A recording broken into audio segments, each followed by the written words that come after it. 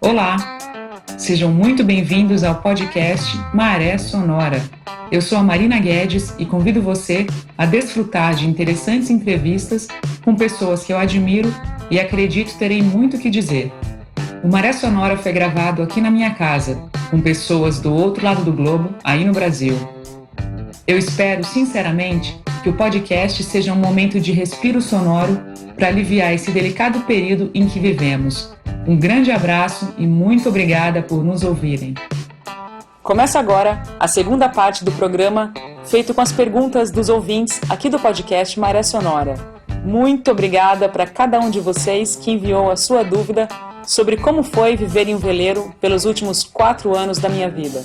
Obrigada também a Clarissa Macea, no papel de entrevistadora deste e dos outros episódios anteriores. E se por acaso você ainda não ouviu a primeira parte, é muito fácil. Acesse o podcast Maré Sonora através dos principais agregadores: SoundCloud, Spotify, Google e Apple Podcasts. E agora eu vou trazer a pergunta da Ana Paula, lá de São Paulo. Mas você passou muita vontade de comer coisinhas gostosas que não estavam disponíveis? Em geral, não. A gente fazia uma compra assim que incluía várias guloseimas, né? Chocolate, batatinha, Doritos, né? Fazendo propaganda aqui das marcas, né? Mas, em geral, não. No final, em alguns momentos, dava vontade, como eu comentei anteriormente, né, em outros episódios, de comer pizza, de tomar um sorvete, que o nosso barco não tinha freezer, né, não dá para congelar nada, então sorvete realmente eu sentia falta, mas em geral a gente tinha bastante comida saudável e não saudável também. Você contou, acho que se não me engano, no primeiro episódio, dos turnos de sono, né, que você e o Diego tinham que se revezar, e o Mano queria saber mais sobre isso, o Mano de Curitiba. Como vocês se organizaram? Como vocês organizaram a rotina dos turnos na travessia mais longa da viagem? A gente fazia um esquema de entre 3 horas e 4 horas por pessoa. Então, o Diego, por exemplo, ficava das 10, 11, 12, 1, aí eu ficava nas 4 horas seguintes, mas sempre com aquela coisa de, se tiver alguma necessidade urgente, me acorda, né? Ele me dizia, porque eu durmo rápido de novo, então não pense 2 vezes em me acordar se precisar de uma ajuda. Então, varia muito do estilo de cada pessoa. Tem gente que nem faz isso. Quem viaja sozinho, ou faz esquema de colocar um despertador para ser acordado de 20 minutos, ou meia hora, ou então, como eu falei anteriormente, pega um pijama, vai dormir e boa sorte. Deixa todos os alarmes ligados, se tiver alguma identificação de que o barco está muito próximo, né? Porque você tem esse tipo de identificador, né, no barco, você tem os alarmes que soam se tiver uma distância mínima entre barcos na sua direção, né? Então, eles confiam nesse aparato tecnológico, né? Mas a gente fazia uma média de 3 a 4 horas por pessoa, e durante o dia, basicamente, estavam os 2 acordados, né? Eventualmente tirando uma sonequinha ou não, mas o nosso revezamento era mais noturno mesmo. Agora eu vou trazer a pergunta do Felipe, de Manaus. Como foi desapegar do trabalho e da sua vida no Brasil? Como você lidou com isso? Pois é, isso foi bem tranquilo, na verdade, né? O pessoal fala que, taurina, elemento terra, não sei o que, enfim, eu não me considero nem um pouco taurina, apesar de falarem que a teimosia também é forte. Mas acho que é só a teimosia que eu tenho de taurina. Porque não foi nem um pouco complicado me desligar. A minha chefe, a querida Liliane Maia, lá de Manaus, me perguntou se ela podia vir comigo. Falou, o que você está fazendo aqui? Vai logo, sabe? Então, eu tive estímulo profissional também de fazer o que eu estava querendo fazer. Não houve complicação de sair fora, né, digamos assim. Então, para mim foi tranquilo. Eu gosto, na verdade.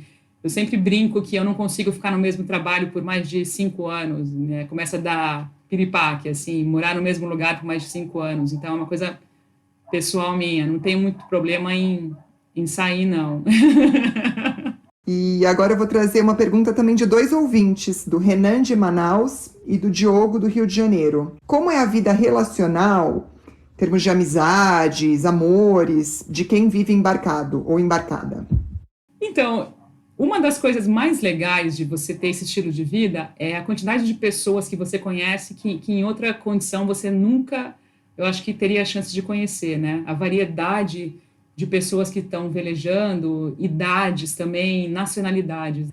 Mas é muito difícil, cada vez que você parte, de dar a despedida, né? Então, é uma coisa que acho que a gente nunca consegue evoluir, nunca consegue melhorar nessa coisa de dar tchau e ir embora e partir para outra ilha, outro país. Era super difícil. Acho que era uma das partes mais difíceis era se despedir, mesmo sabendo que a grande chance de reencontrar as pessoas que você conheceu, das amizades que você fez, era uma das partes mais delicadas, né? Em compensação, quando você reencontra essas pessoas, né, esses amigos que você faz, que estão na mesma região, por exemplo, que a gente estava no Pacífico Sul, é muito legal, né? Você mantém contato por e-mail, você fala, olha, estou aqui em Fiji, onde você está? Ah, estamos chegando aí em Fiji semana que vem. Então, teve um casal de franceses que a gente reencontrou super sem querer, uma família de norte-americanos que eu contei no começo da nossa conversa hoje, que o filho dele ficou com a gente também reencontrou na Nova Zelândia por 2 temporadas, então é muito legal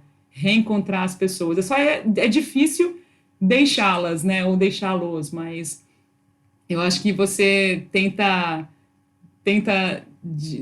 desapegar, né, tenta ser forte nessa questão de deixar as pessoas para trás, mas sempre dizendo até a próxima, né, não adeus. Acho que era isso. Eu tento nunca falar adeus, tenho que falar até a próxima, porque facilita na hora de despedir, mas é um aprendizado que eu acho que nunca é melhorado, aliviar a tristeza de ir embora, ao mesmo tempo que seja super legal ir para outro lugar que você não conhece, é dolorido partir, por mais paradisíaco e incrível que seja o lugar. E os amores, muitos casais nas travessias, tem aplicativo de paquera para quem é tripulante, como é que funciona? Isso é muito engraçado. Eu conheci o Find a Crew, ele pode ser um aplicativo de relacionamento, mas existem categorias que você seleciona dizendo não estou interessado em relacionamento, é puramente profissional, nananã. É até engraçado, mas você tica lá as opções. Agora, existem aplicativos específicos para isso. Eu conheci um casal em Fiji há 2 anos e ele é canadense e ela é australiana. E aí eu perguntei, como é que vocês se conheceram? Aí eles falaram, Love Sale, uma coisa assim, acho que é o nome do aplicativo, enfim, do site. E aí as pessoas vão com essa proposta de relacionamentos, tipo um Tinder da vida, náutico, né? Teve um fim trágico esses dois, eles não estão mais juntos, mas isso é um outro capítulo, mas existem acho que alguns até aplicativos focados em casais que estejam velejando. Tinha muito casal mais velho, eu conheci muitos casais mais velhos que se aposentaram e foram velejar, mas também tinha muita gente nova também. E agora eu vou fechar com uma pergunta da Terezinha Patrícia de Manaus. Há idade limite para quem quer essa experiência de vida embarcada? Não tem idade. Tem a condição física, né? Se você consegue dar conta de estar num barco que, com todas aquelas necessidades de um pouquinho de condição física, de relativa força, né, para algumas tarefas diárias, mas acho que não tem limite, não. O limite é você querer. Para te ter um exemplo, a gente conheceu uma história fantástica de um holandês que estava velejando com a mãe dele tinha 92 anos. Nossa! E aí, a mãe dele faleceu há 1 ano. E eles estavam em Fiji já. Ele adaptou o barco para a mãe dele, colocou uma espécie de um elevadorzinho para que pudesse colocá-la no barco, no bote e no barco e vice-versa. Então, adaptou o barco para que fosse mais fácil a mãe dele se deslocar, já que ela tinha as limitações físicas. Todo dia levava ela para a praia para fazer a caminhada. Era incrível a história. Você via fotografias dela quando ela saiu da Holanda e como ela estava hoje, ela tinha rejuvenescido muito por estar ali naquele estilo de vida. Ajudou ele a implementar estruturas mais adaptáveis para ela, né? Investiu uma grana no barco para ele. Gerou um conflito familiar, porque a herança dela, ela investiu tudo no barco para ele, e os outros irmãos ficaram um pouco chateados, digamos assim, né? Mas era super interessante. E ela lá, fazendo tudo com ele, com o Humberto, né? a Tilly e o Humberto lá em Fiji, incrível. Ela faleceu ano passado, mas era uma história fantástica. E eu conheci muita gente acima de 70 anos, que eram aposentados, ou então que viviam do aluguel das suas residências nos países, e tinha todos os tipos de idade. Eu acho que o limitador é você querer. Que legal. E com isso se encerram as perguntas aqui. Queria dizer que para mim tem sido um prazer participar aqui do podcast Maré Sonora. Clarissa, minha querida, eu que agradeço. Eu tive um feedback muito legal dos nossos ouvintes, elogiando você, elogiando a nossa sintonia. Eu fiquei super feliz, muito emocionada com os retornos e com a iniciativa do pessoal de mandar essas perguntas, a quem eu queria mandar um caloroso abraço e beijo a cada um de vocês que escreveu. Puxa, muito obrigada, Cacá, por estar aqui de novo. Eu acho que eu tô com o meu cargo de apresentadora do Maré Sonora ameaçado, porque... Imagina. Eu que agradeço, é um prazer enorme. A quantidade de elogios que eu recebi para você foi muito legal. Muito obrigada, querida. Um beijo gigante. Um beijo enorme, Maia. Eu que agradeço. Muito bom participar.